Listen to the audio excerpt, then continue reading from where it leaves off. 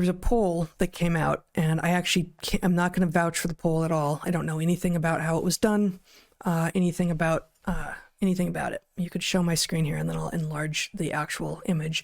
On interactive polls, this is on Twitter, Fox News poll. If you could send just one of the following two messages to the federal government, would it be lend me a hand or leave me alone? Okay, so lend me a hand.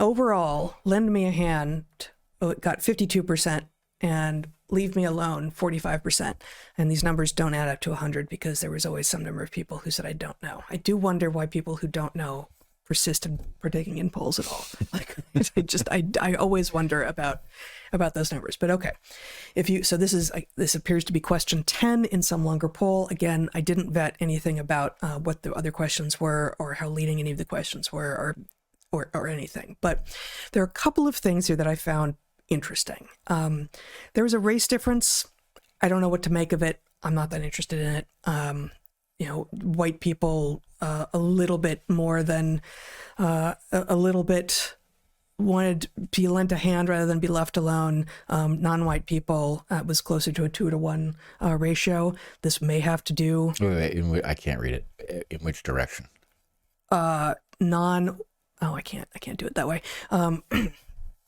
Lend me a hand to 2-to-1 ratio. Lend me a hand to being left alone amongst non-whites. Yeah, but that's I just think it needs to be said because it's on here. But those aren't the things that's not the place that I'm most interested here.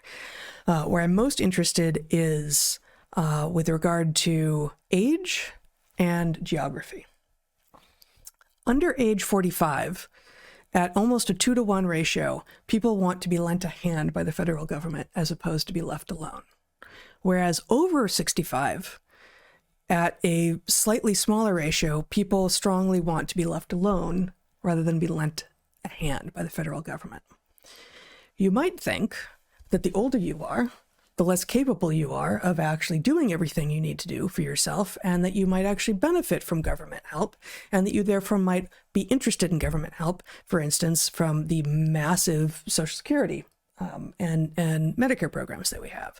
But in fact, what we see is that the younger you are in America, the more likely you are to be hoping the government lends you a hand as opposed to leaves you alone. The other, to me, interesting result here, and again, I'm not vouching for these results, I'm just showing the results of this poll that was apparently done at Fox News, is urban versus rural people. In the bottom right, we have urban, I want to say voters, but I don't think this is voters. Urban Americans who answered the phone when these pollsters called. 64% of urban people said, I would like the federal government to lend me a hand, as opposed to 33% of urban dwellers who said, I want the federal government to leave me alone. So almost a 2-to-1 ratio. Whereas rural people, it was almost even. Rural people, slightly edging towards, I want to be left alone, as opposed to, I want the federal government to lend me a hand. And I'm thinking, the coastal elites who talk a lot about flyover states and not finding much of interest in the parts of the country where they aren't big cities that they can identify, are actually speaking of people who, much more than the urban dwellers themselves, are interested in being self-sufficient and living their lives and being left alone by the federal government. And it's the urbanites and the young who are looking for handouts more than anyone else. Yeah, which of course does not match the mythology exactly that one hears. There's also a question about how much help various populations get. And I'm curious about the result that the young are biased in the direction of preferring to be given a hand. There's a question about whether that's because of a generational difference or it's because you age out of that. You go from being helpless to, having your parents do most of everything for you, but you start doing some stuff. And it's possible that it's, a natural progression. It's also possible that it's this moment and these particular generations have this different view. Hard to distinguish that. It is impossible to distinguish that from these data, so to speak. Yeah. And I'm not even sure they count as data. Again, haven't vetted the poll. But specifically the idea that the urban people who, we know that cities aren't self-sufficient. We know that cities can't do what they do without the farmland surrounding them and the infrastructure around them. But people who live in cities who largely don't know how their food gets to them and how their electricity gets to them and any of the rest of it tend to have this sanctimonious attitude towards the rest of the world, that they are the ones who are really doing the important stuff and doing the good work that needs to be done. And yet they are the ones most likely to be saying that they are hoping the federal government steps in on their behalf. And that is of course consistent with the cities tending to be voting blue. And historically voting blue meant that you were voting for social services, for programs that would help those in need. And I think that's the distinction that I am seeing now, that growing up and through the 90s, I still thought that the Democrats' programs were about helping people who actually needed them, as opposed to helping anyone who wanted help, but maybe didn't need it and maybe actually needed to be pushed a little bit in order to help themselves. And it feels increasingly like the programs are for anyone who says, actually, I feel like I could use some help. Yeah, actually, it is an important distinction, isn't it? That, in the version of this that I grew up with, that I assume all of us liberals of a certain age grew up with, was the idea that there were disadvantages and it was in our collective interest to neutralize them by helping those who, weren't within range of the ladder. But the idea is if you can reach the ladder, then you're expected to climb it. Maybe that's the wrong analogy. Well, and not just expected to, but it's enhancing, and it's good for you and it's good for everyone. And how else will you learn how to be a human being? Yeah. Like you have to strive, you have to seek self-sufficiency. You have to look to be independent and autonomous and capable unto yourself. You should never ask for a handout when you can at all in any way avoid it. That was what I thought the Democrats used to stand for. Yeah, although I'm not defending the perspective in which everybody deserves aid. I don't like that perspective. I think it's dehumanizing and, as you point out, just simply bad for us. But I also do think that we live in novel times where, True. I was struggling as you were talking to try to figure out, well, what is it that people in cities do that they consider so all-fired productive, right? Most people, right, send emails to other people.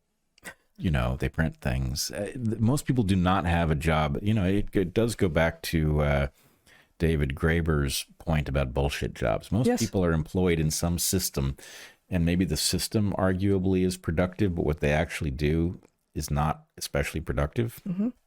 And that is not the nature of man, right? Mm-hmm. The nature of man, what would Jeff Bezos be 500 years ago, right? Maybe he would have been super innovative and he would have come up with a way to, centralize the distribution of stuff in his town, but it wouldn't be the continent or the globe, right, and he wouldn't right, therefore be, thousands of times as wealthy as the next person. So the point is, if you're in an era where, what would have been dozens or hundreds of comparatively wealthy people who were doing something in their little corner of the globe, you get one and he's ultra wealthy, and then a lot of people who are sort of pushing paper on his behalf. There is sort of a sense of like, well, in the prior world, there'd be a lot more things that I could strive towards, right? There would be a lot more things that you could strive towards. There would be less concentration, to your point, at the very top, and there would be fewer rules already imposed by the very federal government that we're talking about that force you to continue seeking resources even when you might actually like to just be left alone.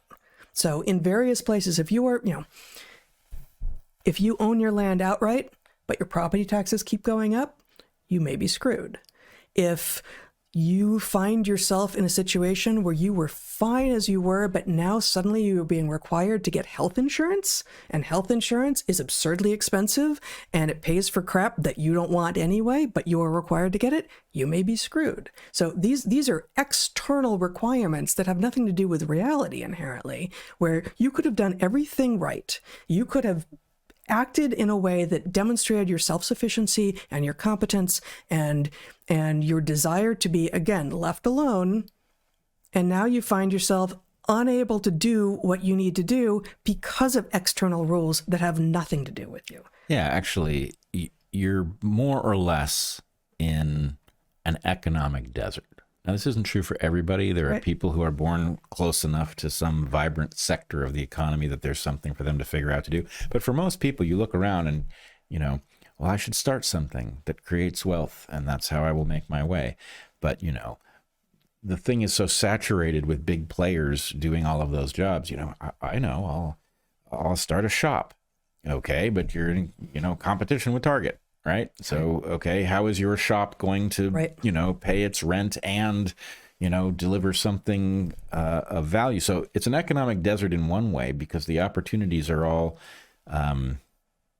maybe desert's the wrong analogy, but you're walking into a mature ecosystem trying to figure out what niche isn't full. And it's like, well, no, it's a mature ecosystem. They're mostly full.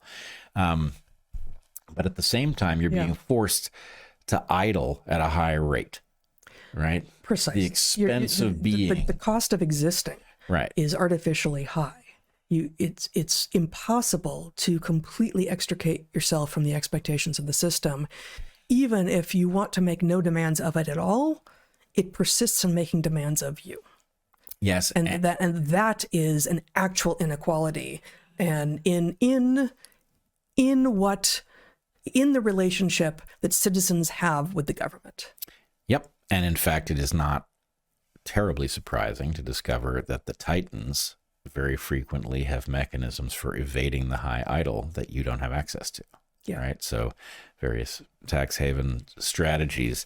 Right. So, I guess my point would be this. I really think the objective of the exercise has to be as level a playing field as we can get. And then the expectation has to be you play the cards you're dealt as well as you can play them. And that is the game. We're not going to beat that. Right. But that is not where we are. We are in a situation where you've got a radically unlevel playing field, mostly not about some demographic factor, but about the fact that, the little people have disadvantages that the big people don't face. And that's a positive feedback. So unless you can clear that threshold, you're going to be on the downstream side of it. So I guess the point is, as it was with the woke revolution, I have zero sympathy for what these people are demanding, but I do understand why they're pissed off, right? Right. They know that they've been handed a puzzle they can't solve. They've been, poisoned by bad food, maybe fluoride in their water. They've been miseducated mostly by a public education system that doesn't know what it's doing. And then they discover, hey, life is competition and we've just armed you really badly. Right. And so, okay, yeah, they lashed out in all sorts of insane and analytically wrong ways. But what did you expect when you took a bunch of people and, handed them, a cardboard sword and told them to, find dinner? And also, the desire to be lent a hand could be reframed in many cases as, lend me enough of a hand to undo the harm you have already done, and then leave me the hell alone. Yeah.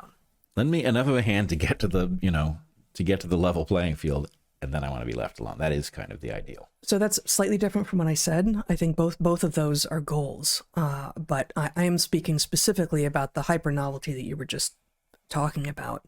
And can we undo some of the harms and then encourage independent, autonomous work that involves struggle and may involve failure and may involve you falling back into an underclass position because the risks that you took were too risky, or you didn't have the background you needed, or whatever it is, right? Like there will be failures. There will be people who fail even though they did the right stuff, and there will be people who fail because they didn't do anything at all. And the idea that we need to keep on supporting the people who are failing because they are not doing anything at all is wrong. That said, if they're failing because they don't do anything at all, because they have been broken by a system, we have a bigger problem, and we know that we have exactly that bigger problem. Very well said.